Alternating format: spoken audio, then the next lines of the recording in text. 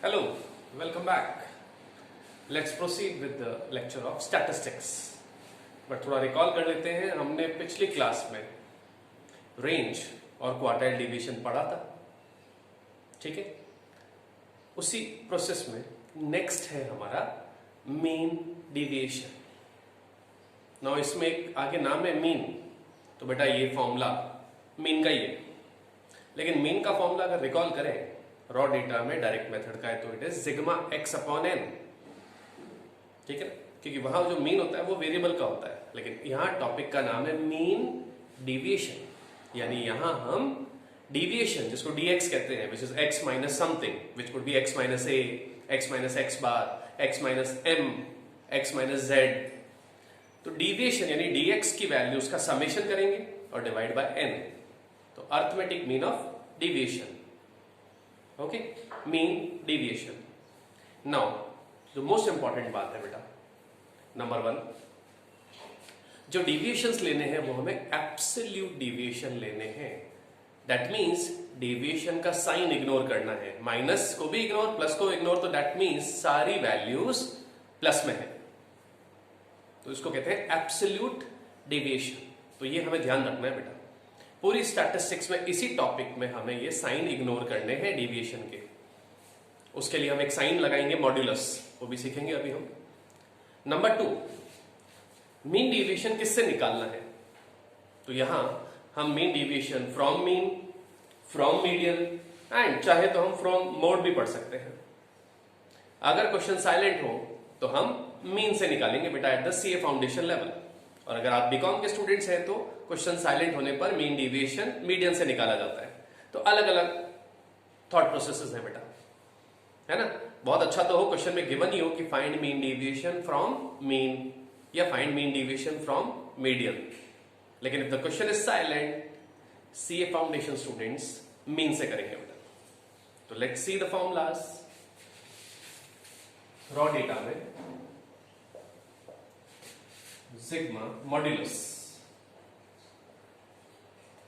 now these two columns straight lines is referred to as modulus. कैसे apply करते हैं हम वेरी सुन न्यूमेरिकल में देखेंगे। तो sigma of this deviation whole upon n, हम चाहे तो इसको ऐसे भी लिख सकते हैं, mean deviation is equal to sigma dx upon n, जहां dx is x minus x bar.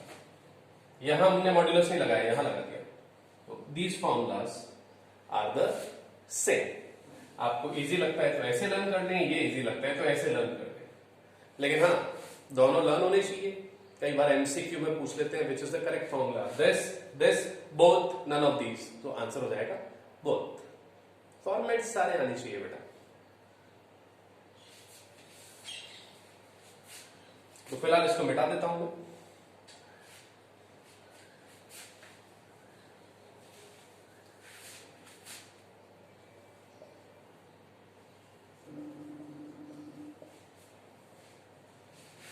Now x बार की जगह मैंने m लिख दिया, क्योंकि we are studying mean deviation from median.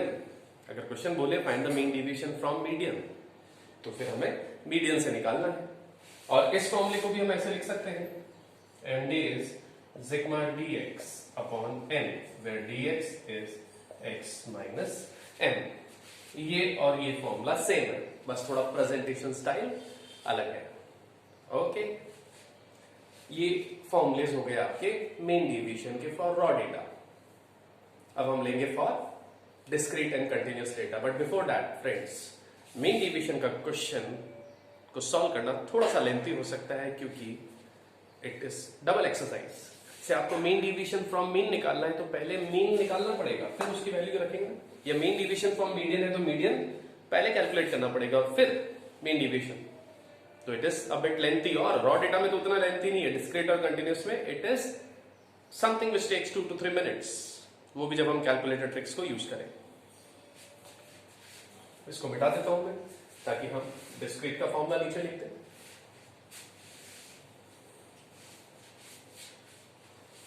md is equal to sigma bracket f into modulus x minus x bar।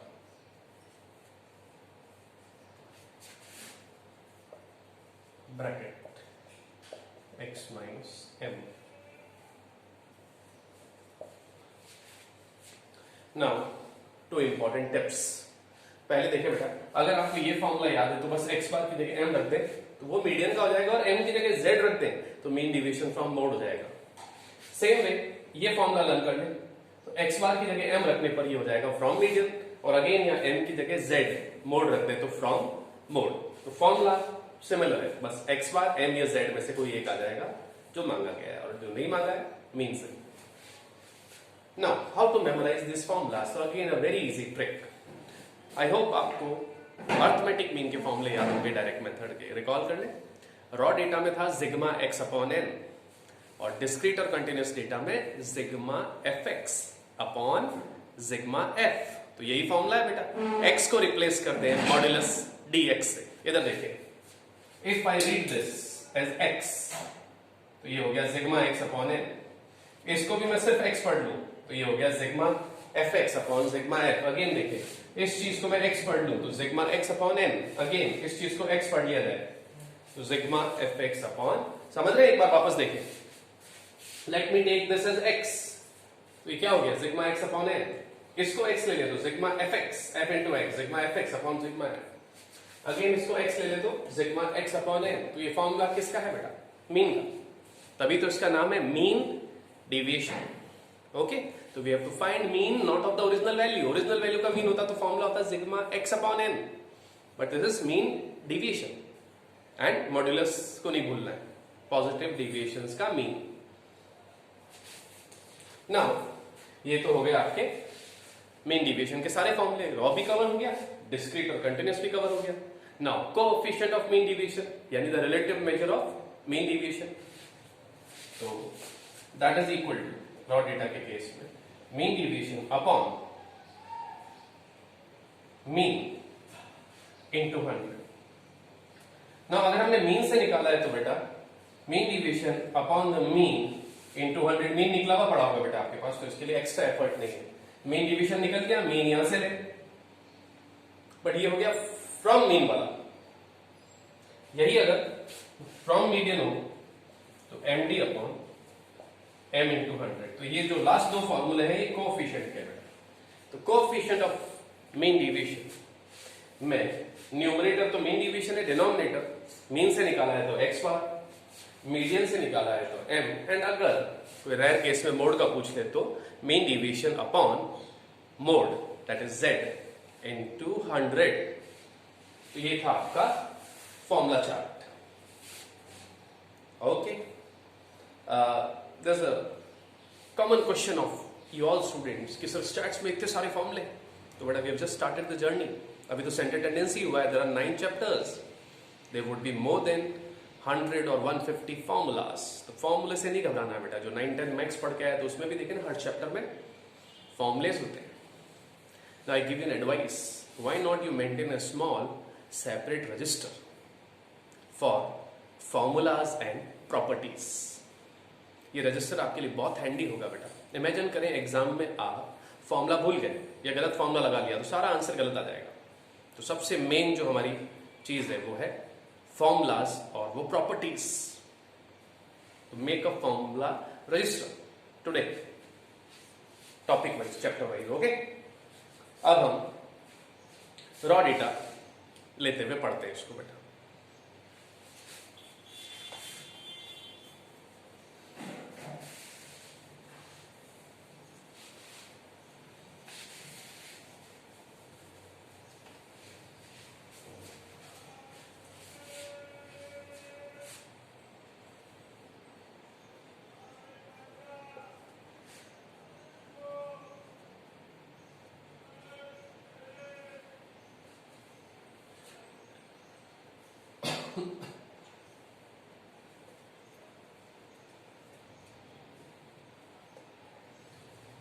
Yes friends, ये एक data है तो हम निकालेंगे पहले mean division from mean and then coefficient. तो मीन से कर रहे हैं रॉ डेटा। तो मीन के लिए बेटा we need the total 38 12 is 100। Okay, so your mean is sigma x upon n 100 upon 5 that is 20। ये पहला स्टेप हुआ। Now modulus x minus x bar, 5 minus 20, तो माय फ्रेंड्स 5 माइनस 20 होता है माइनस 15, लेकिन यहां क्योंकि मॉड्यूलस साइन है प्लस 15 है ना, ब्रैकेट नहीं है, मॉड्यूलस है। 5 minus 20 15, 7 minus 30 20, sorry, 7 minus 20 is minus 13, but we will ignore the minus sign, so it's 13, 0, 10 and 18. Okay, now in values का मीन निकालना है बेटा। ये है पॉजिटिव डिविएशन, डिविएशंस का मीन, रॉ डेटा है तो मीन का फॉर्मूला में आता है, this is 28 and 28, 56. So your formula is sigma x minus x bar upon n, sigma of deviation upon n. So it's 56 upon 5. It's 11.2. Coefficient of mean deviation would be mean deviation upon the mean into 100. तो mean deviation है आपका 11.2, ये देखें निकल चुका है, और mean भी हमें पता है, मीन भी निकाला था हमने 20। तो कोएफिशिएंट निकालने में कोई एक्स्ट्रा ज्यादा एफर्ट नहीं बेटा, मीन डिविएशन निकालने में एफर्ट। कोएफिशिएंट में तो आपको वो दो वैल्यू रखनी जो आप पहले से निकाल चुके हैं, तो upon 20 into 100, so this is 56। Okay, तो ये था आपका कोएफिशिएंट। कोएफिशिएंट हमेशा परसेंटेज में होता है। एक क्वेश्चन और ले, क्योंकि आपको लगा होगा यही टोटल आंसर आ जाती है, तो ऐसा नहीं है बेटा। ओके, तो I change the data bit, और एक बार मीन से लेते हैं और एक बार मीडियन से भी लेते हैं।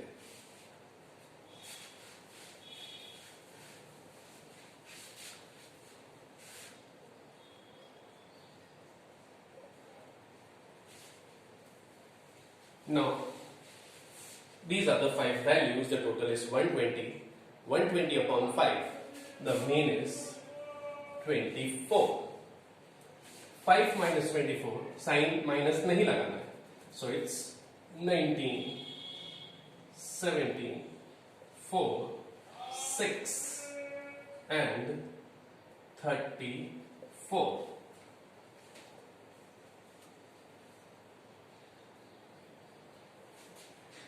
It's 80. It's 80. What is this? 80 upon 5. 16. And the coefficient md upon x bar into 100. What is md? 16. X bar हमें पता है 24 into 100. This is 2 by 3. 2 by 3 is 66.67. ये टोटल और ये टोटल सेम का है ना, वो कोइंसिडेंस था पिछली बार। तो mean deviation is not difficult, at least for our data. बस 2 स्टेप्स होते हैं। मीन डिविएशन फ्रॉम मीन है तो पहले मीन निकालो, फिर डिविएशन का कॉलम बनाओ और उसका मीन निकाल दो। अब मीडियन के लिए करते हैं सेम डेटा को लेके।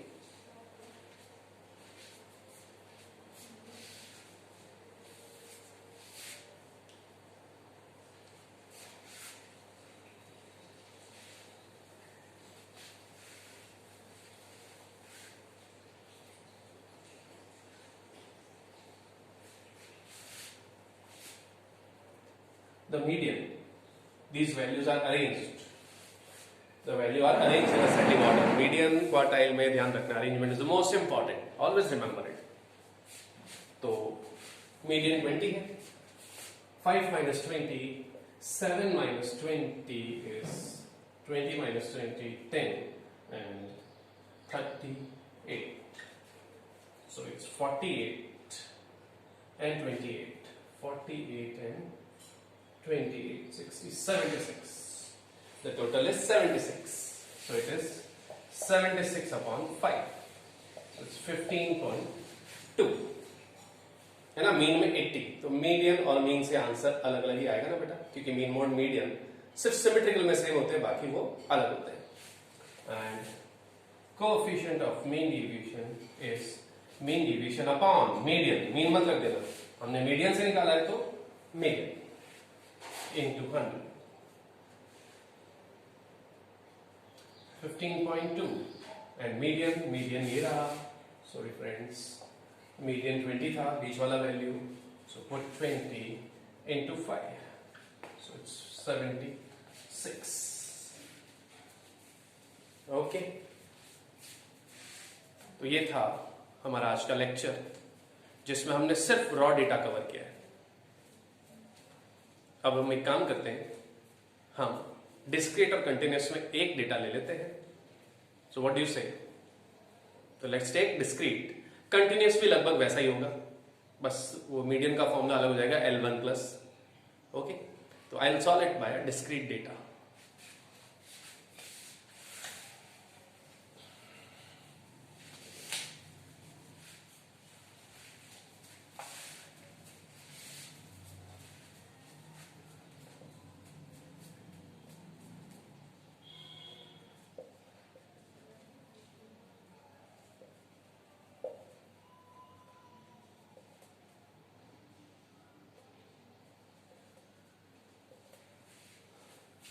ओके फ्रेंड्स, तो this is a discrete data. अगर क्लास इंटरवल भी होता तो बेटा उसका मिड वैल्यू निकालते, तो मीन में तो डिस्क्रीट और कंटिन्यूअस में एक ही स्टेप का चेंज की, कंटिन्यूअस में आपको मिड वैल्यू निकालना पड़ता है। यहाँ एक्स गिवन है, सॉर्ट ऑफ यूं समझ ले, मिड वैल्यू गिवन है, मीन निकालना है तो फॉर्मूला चेंज हो जाएगा, एफ एक्स निकालना पड़ेगा। 4 into 20, 80, 180, 480, 400 and 600. The total is 200. Let's find this total. 80 plus 180 plus 480 plus 400 plus 600. This is 1740. Sigma fx upon sigma f 1740 divided by 200.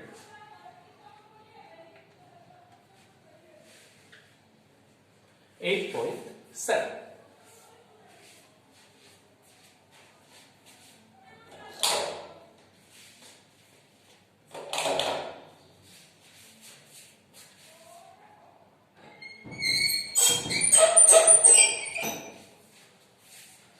तो फ्रेंड्स,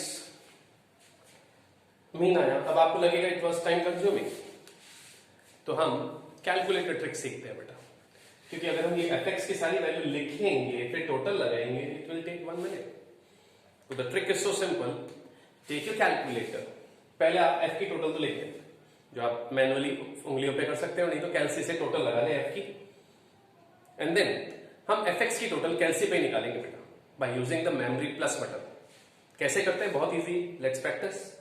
हमें करना है 4 into 20, तो 4 into 20 इक्वल टू नहीं प्रेस करेंगे बेटा, 4 into 20 के बाद सीधा memory plus, then 6 into 30 memory plus, 8 into 60 memory plus, 10 into 40 memory plus and 12 into 50 memory plus.